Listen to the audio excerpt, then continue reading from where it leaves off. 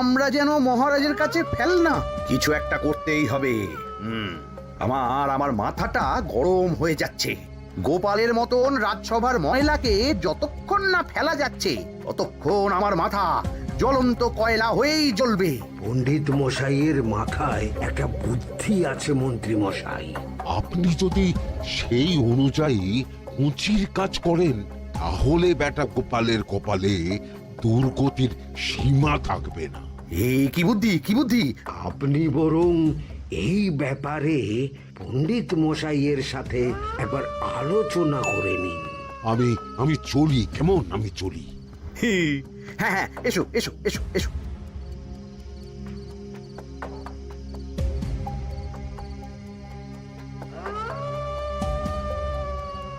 আরে ওই তো আমার বাঁ হাত ঘটা আসছে, বেটাকে দিয়ে একটা কাজ করাতে হবে।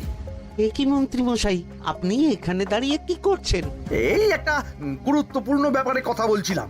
একটা কাজ করতে পারবি? কি কাজ করতে হবে বলুন মন্ত্রী মশাই। আমাকে একটু ঠান্ডা জল, পাতিলেবু আর পুদিনার পাতা দিয়ে শরবত বানিয়ে খাওয়াতে পারবি? সেসব আমার ঘরে ব্যবস্থা করাই আছে। চলুন চলুন, আমার সাথে চলুন। হ্যাঁ হ্যাঁ, চল চল চল চল চল।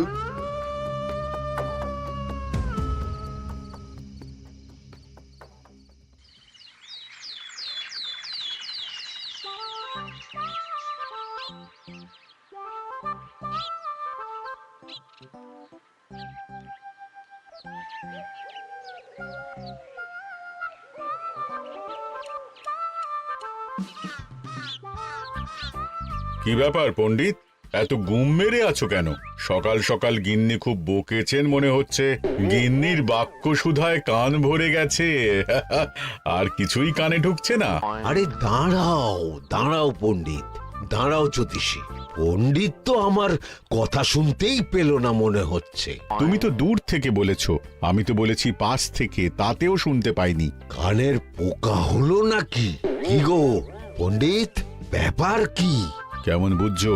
এ তো ভয়ানক কর্ণকোষ্ঠবদ্ধতার লক্ষণ। তুমি কচু বুঝেছো?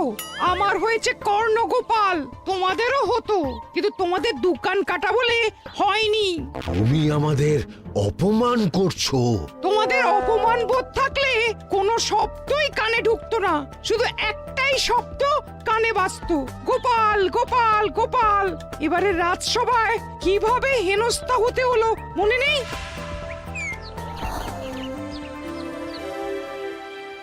মহারাজ, একটা ভিক্ষা আছে। ভিক্ষার জন্য কৃষ্ণনগরের রাস্তাই সবচেয়ে উপযুক্ত জায়গা গোপাল, তুমি বরং সেখানেই যাও।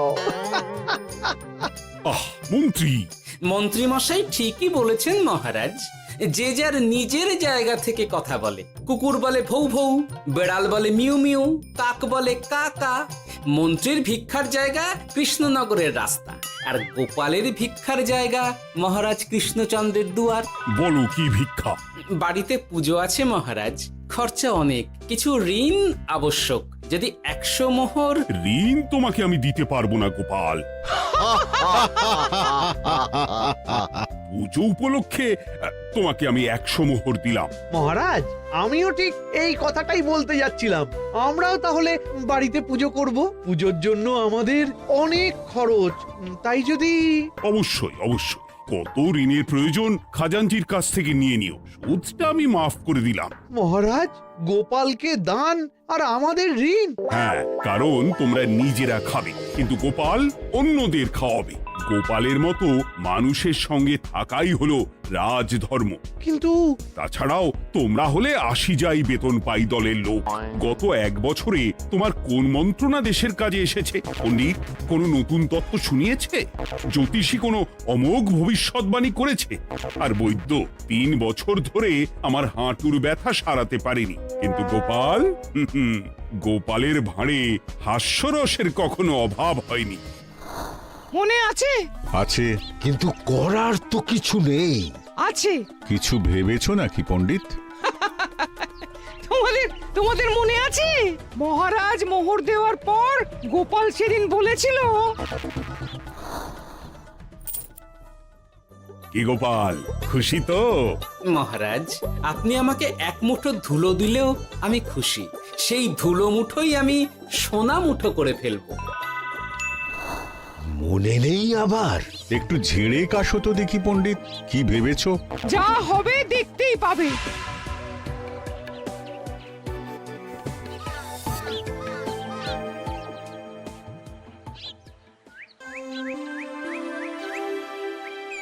মহারাজের জয় হোক, মহারাজের জয় হোক।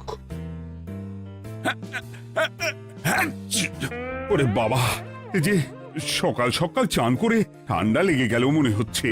মহারাজ, ওই কবি গান উপলক্ষে গত মাসটা আমি কৃষ্ণনগরের কোণে কোণে ঘুরে বেরিয়েছি। প্রজাদের মধ্যে একটা অসন্তোষ আমি লক্ষ্য করেছি মহারাজ। অসন্তোষ? আমি তো জানতাম আমার শাসনে প্রজারা সুখে আছে। সুখে তারা ভাসছে মহারাজ, কিন্তু একটাই অসুখ, তারা মহারাজের দর্শন পায় না। তারা মহারাজের পদধূলির জন্য আকুল হয়ে আছে, মহারাজের দর্শন পাওয়ার জন্য চাতকের মতো অপেক্ষা করছে। চিত্রকরকে দিয়ে চিত্র অঙ্কন করিয়ে বিলি করে দিলেই হলো।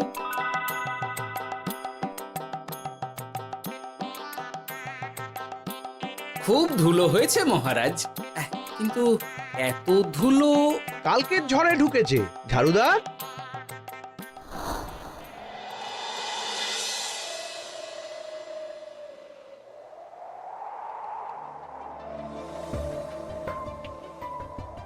এই সুযোগ, রাজসভা ফাঁকা, এমন ঝড় যে পেয়াদারাও বাইরে নেই। কাজটা সেরে ফেল, বুঝলি? কিরে, কাজটা কর।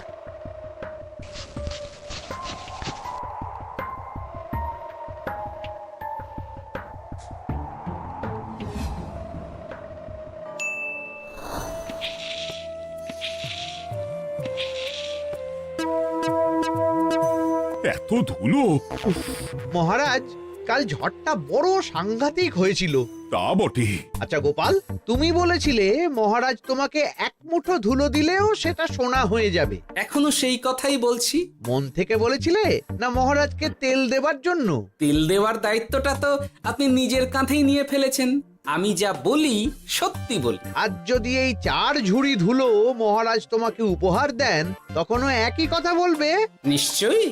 মহারাজ, গোপালকে এই 4 ঝুড়ি ধুলো দেওয়ার হুকুম হোক। কি গোপাল, আমি তোমাকে যদি এই ধুলোর ঝুড়িগুলো দিই, তা থেকে সোনা আসবে নাকি? আসবে মহারাজ, মোহরের বস্তা আসবে। যদি না আসে, আপনি বলুন। তোমাকে কৃষ্ণনগর ছেড়ে চলে যেতে হবে। রাজি? আর যদি আমি পারি, তাহলে আপনাকে এই মন্ত্রীর চাকরি ছেড়ে দিতে হবে। কি রাজি? কি মন্ত্রী, রাজি? রাজি। গোপাল? রাজি মহারাজ। আচ্ছা, আর কেউ মন্ত্রীর পক্ষে বাজি ধরেছেন নাকি? হ্যাঁ, আমি আমি আমি ও গোপাল এবার যে মরণ কুয়োতে ঝাঁপিয়েছে, সেখান থেকে আর উঠে আসতে পারবে না। ধুলো থেকে মোহরের বস্তা আসবে, এ হচ্ছে গোপালের উন্মাদ রোগের শুরু। দেমাক দেমাক, মহারাজের পিঠ চাপড়ানি পেয়ে পেয়ে গোপাল ভেবেছে যে ও সব কিছু করতে পারে। এবার শুধু সেই দিনটার অপেক্ষা, যেদিন গোপালকে উল্টো গাধায় চড়িয়ে কৃষ্ণনগর থেকে বার করে দেব। এতটা নিশ্চিন্ত হবেন না মন্ত্রীমশাই। গোপাল কিন্তু হালকা কথা ছুঁড়ে দেওয়ার লোক নয়। কি বলতে চাইছো পণ্ডিত? ওই 4 ঝুড়ি ধুলো থেকে মোহরের বস্তা আসবে? না, তা বলছি না। অন্য জায়গা থেকেও তো মোহরের বস্তা আসতে পারে। তার সঙ্গে ধুলো মিলিয়ে দিলেই কেল্লাফতে। গোপালের নিশ্চয়ই কোনো পরিকল্পনা আছে। গোপালের সব পরিকল্পনার গোড়া মেরে রেখে দিয়েছি পণ্ডিত। ঘটা আছে গোপালের পেছনে, আর ঘটা আছে গোপালের বাড়ির পাহারা। লুকিয়ে কিচ্ছু করতে পারবে না। আরে ওই তো বটা আসছে। বেল্লিক, উল্লুক, তোকে আমি জল বিছুটি দেওয়াবো। গোপালকে ছেড়ে চলে এসেছিস কেন? ছেড়ে আসবো কেন মন্ত্রী মশাই? গোপালকে ওর বাড়ির সামনে ছেড়ে এসেছি। ওখানে তো ঘটা আছে। ও বড্ড ঘুরিয়েছে বেটা। কোথায় কোথায় গিয়েছিল গোপাল? 4 ঝুড়ি ধুলো নিয়ে বেটা বাড়ির উল্টো দিকে হাঁটা দিল। চললাম পিছু পিছু। যাচ্ছিল কোন দিকে? নদীর দিকে, কিন্তু গোপাল দাঁড়ালো যদুর বাড়ির সামনে। এই যদু হলো সেই লোক যে লোকজনের বাড়িঘর কেনা বেচা করে আর লোক ঠকায়। আগে রাজধানীতে থাকতো। বেটা রাজধানী থেকে এই কৃষ্ণনগরে পালিয়ে এসেছে, এখানেও লোক ঠকাচ্ছে, কিন্তু বেটা এত চালাক যে কিছুতেই ধরা যাচ্ছে না। এইরকম লোককে ধরাচ্ছে হাতে রাখা ভালো নয় কি মন্ত্রী মশাই? সে তো জানি, কিন্তু ওর ওপর মহারাজের কড়া নজর আছে। এখন ওর সঙ্গে সম্পর্ক রাখা খুব ঝুঁকি। যাই হোক, তারপর হ্যাঁ, তারপর যদু, যদু রে, গোপাল খুড়ো, আরে তুমি এখানে কি করছো? দেখতেই তো পাচ্ছিস ধুলো, তবে যে সে ধুলো নয়, মহারাজ কৃষ্ণচন্দ্রের পদধূলি। শুনিসনি বোধহয় এখন কৃষ্ণনগরে সবচেয়ে বেশি চাহিদা মহারাজের পদরেণু। আচ্ছা, মহারাজের পদরেণু নিয়ে যাচ্ছ কোথায়? এই ছোট ছোট পুলিন্দায় ভরে কৃষ্ণনগরের প্রত্যন্ত জায়গায় যেখানে প্রজারা মহারাজের সাক্ষাৎ পায় না সেখানে বিক্রি করব। তোমার কি মাথা খারাপ? পায়ের ধুলো বিক্রি হবে? ওরে, গতবারে মাত্র 1 ঝুড়ি ধুলো 1000 মোহরে বিক্রি করেছিলাম, এবারে 4 ঝুড়ি। শোনো, তুমি আবার ঘুরে ঘুরে বিক্রি করবে কেন? তোমাকে আমি বরং 10 মোহর দিয়ে দিচ্ছি, তুমি আমাকে এগুলো দিয়ে দাও, আর বিক্রি করে যা হবে তোমাকে এই 40 ভাগ দিয়ে দেবো। ওই 10 মোহরে বদমাস যদুকে ধুলো বেচে গোপাল বাড়ির দিকে চললো। বাড়ির সামনে অব্দি পেছনে পেছনে গিয়ে তারপরে এই আপনাদের কাছে আসছি। বলিস কি রে, ধুলো বেচে 10 মোহর? ও মন্ত্রী মশাই, গোপাল তো একেবারে নাড়ি ধরে টান মেরেছে। গেল রাজসভায় এমন সুখের চাকরিটি গেল, এবার আবার রাস্তার ধারে গিয়েই বসতে হবে। এবার নবাবের দরবারে জায়গা আছে কিনা খোঁজ করি গিয়ে। তাত্তেরি 10 মোহর আর 1 বস্তা মোহরের মাঝখানে অনেক রাস্তা, সেই রাস্তায় আমি লোক বসিয়ে রাখবো। আরে আরে, ওই তো তোমার ঘটা আসছে। এই, তুই গোপালের ঘরের পাহারা ছেড়ে এলি কেন? গোপাল নেই নেই নেই নেই নেই নেই।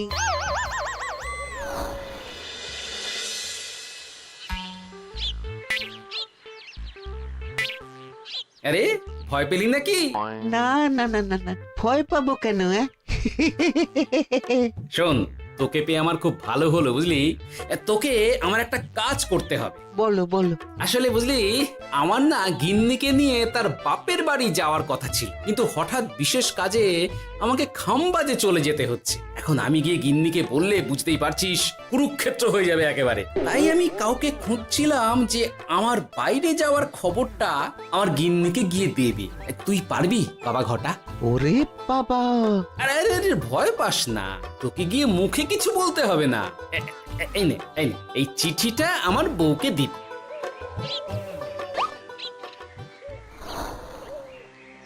কৃষ্ণনগর ছেড়ে চুপি চুপি চলে যাচ্ছি, চালাকিটা দেখেছেন? ওসব চালাকি আমি তুড়ি মেরে উড়িয়ে দেব। কি করবেন? চারিদিকে আমি অশ্বারোহী গুপ্তচর পাঠাচ্ছি, গোপালকে কোনো চালাকি করতে দেব না।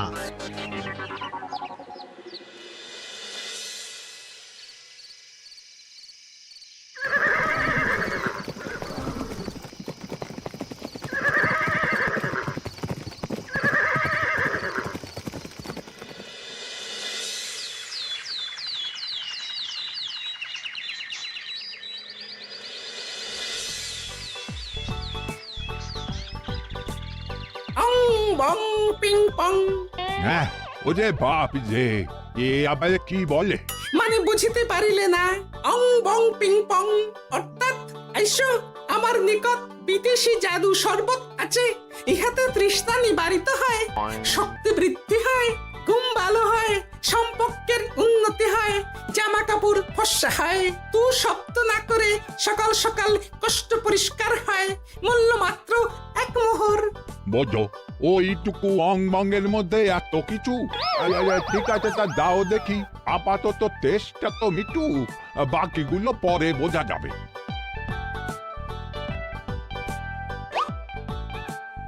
আহা, বড় ভালো খেতে তো। ঠং ঠং অর্থাৎ শক্তি বৃদ্ধি হলো। হ্যাঁ হ্যাঁ, মনে হচ্ছে গায়ে যেন 2 গুণ বল পাচ্ছি। কি হয়েছে ভাই?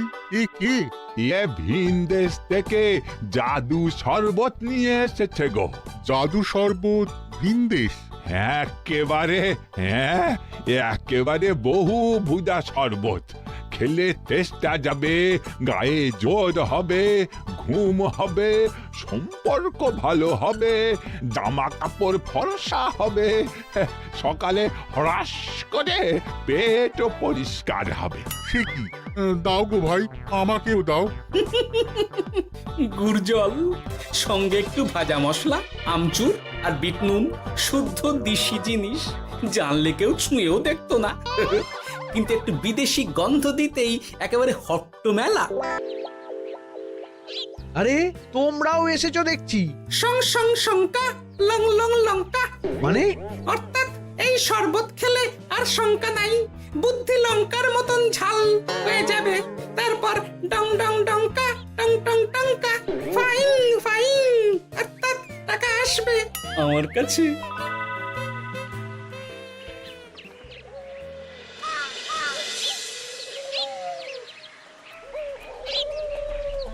ঝপ ঝপ ছপাং, ভট ভট ফটাং, অর্থাৎ উহাকে দৌড়িয়েছো কেন?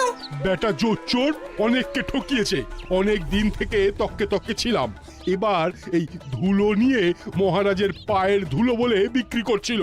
একটা বেনামি চিঠিতে খবর পেয়ে বেটাকে ধরেছি। ব্যাং ব্যাং বিগ ব্যাং, অর্থাৎ বাহ বাহ বাহ বাহ। বেনামি চিঠিটা আমি দিয়েছিলাম বাবু। বাবা যদু, তুমি সেই রাজধানী থেকে কৃষ্ণনগর অবধি মানুষকে অনেক খোল খাইয়েছো। তুমি এতদিন ঘুঘু দেখে এসেছিলে বাবা। এবার গোপাল নামক ফাঁদটা দেখলে। কতবার বলবো এইসব ধুলো আমি গোপালের কাছ থেকে কিনেছি। যা বলার ওই বিচারের সময় মহারাজকে বলবি। চল চল চল চল চল।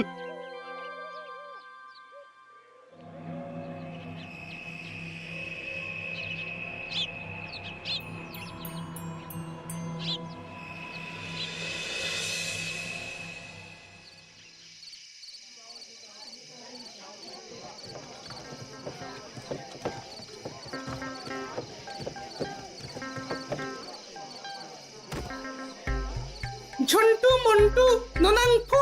নাও ঠেলা। সাহেব বলে কি ফু দিয়ে দিতে হবে? কি বলছো সাহেব? বুঝতে পারছি না, কোথায় ফু দেব? ঝন্টু মন্টু ননাঙ্কু, অর্থাৎ লবণ আছে? আছে আছে সাহেব আছে। কত লাগবে? ভান্ড ভরি আন্ডাকারি, অর্থাৎ যা আছে সব।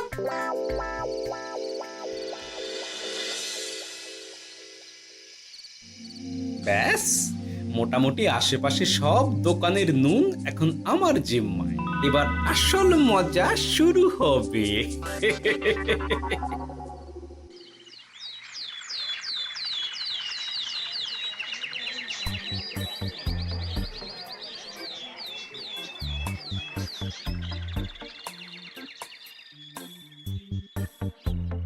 নুন আছে? না হুজুর, গোটা কৃষ্ণনগরেই নুন নেই। ওই দেখো, পুরো রাজসভাই বাজারে জড়ো হয়েছে। শান্তামনা, শান্টু মন্টু। এ আবার কি বলছে রে বাবা? শান্তামনা, শান্টু মন্টু, অর্থাৎ জনগণ শ্রবণ করুন। নান্টু কান্টু, নুন কি নেবেন? আন্টু আন্টু, আসুন আসুন। আমার আমার এক সের নুন লাগবে। শান্টু, অবশ্যই 100 লবণ 10 মোহর। এক সের 10 মোহর? 10 মোহর লইবেন না লইবেন না? না, নেব না। উত্তম উত্তম, গান্ডা পিণ্ডে ঢিসুম ঢিসুম, অর্থাৎ তাহা হইলে নুনের বদলে গৃহিণীর প্রহার ভক্ষণ করুন। আমাকে এক সের নুন দিন। আমাকেও আমাকেও। নুন ছাড়া বাড়ি ফিরলে গিন্নি ঘর ছাড়া করবে আমাকে। শুনলাম কৃষ্ণনগর থেকে নুন উধাও। আছে মহারাজ, আছে। কৃষ্ণনগরের সব লবণ আমার নিকটে আছে। 110 মোহর। এত দাম? দাম তো হবেই মহারাজ। লবণ ছাড়া রান্না কেমন হবে ভাবিয়া দেখুন। ঠিকই বলেছ, রাজপাকশালেও তো রান্না বসেনি। 100 সেরের মতন রাজপ্রাসাদে পাঠিয়ে দাও। 1000 মোহর দিয়ে দাও।